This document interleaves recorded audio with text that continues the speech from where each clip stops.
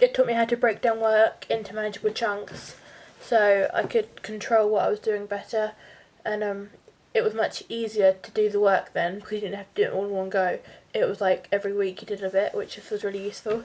It also taught me how to get better time management, as we had deadlines to meet every week for the blogs we did, which I thought really helped me because time management usually isn't my strong point, but I found as the weeks progressed and I did more blogging, I found it easier to like keep up with the workload and get more organised. It also taught me how to document my work frequently.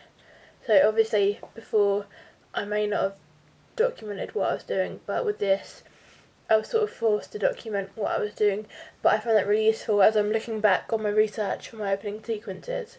I found that because I'd labelled them all, I found it was really easy to access and therefore really easy to look at.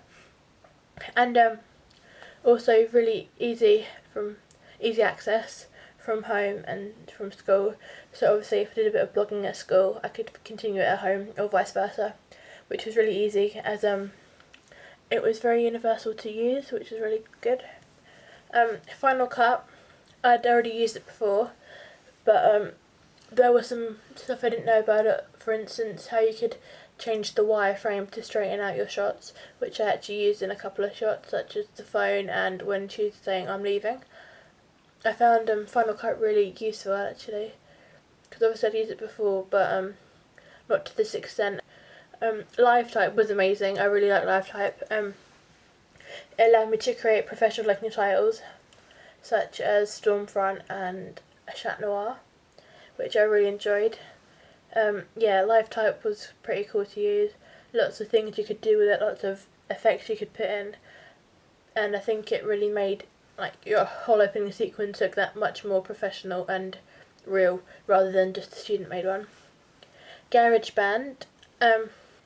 GarageBand I used before at GCSE level, but obviously A level I used different sides of it. So I actually made my own score for creating my piece of music, which I found quite interesting. So like layering the music and putting different music with other stuff, because before it would have just been like, okay, one track and that's it, whereas this time, putting different mixes together, which I found really interesting. YouTube was actually really cool as well, although I didn't use it myself. We would export our work and then the teachers would put it on YouTube, but obviously after that you can just embed the code into your blog, which was really easy to use.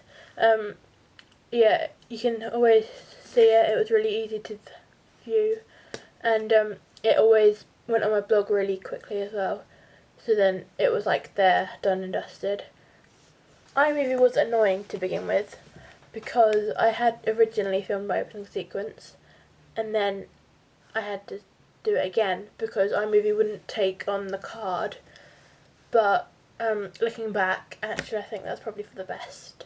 iMovie allowed me to put my footage on before going on to Final Cut. So it was already on the Mac and it would stay there, which was really helpful. In terms of equipment, the Kodak C763 I used to take photos on my Animatic, which was really good because you could do this close-up setting, so they wouldn't be fuzzy and they wouldn't be like blurry. They were really good quality photos. Actually filming my opening sequence, I used the Canon FS100, which was really easy to use, not much hassle there. And there's obviously, you could zoom in, zoom out, and it was really good to use my opening sequence. With the Canon FS100, I used the tripod.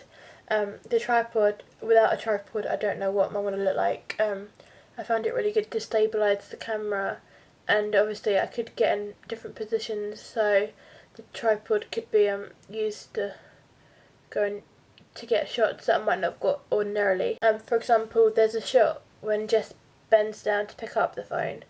I'm actually standing on a chair then, but the tripod is actually on the floor. So without the tripod I would have had to do it handheld and it wouldn't have looked so professional.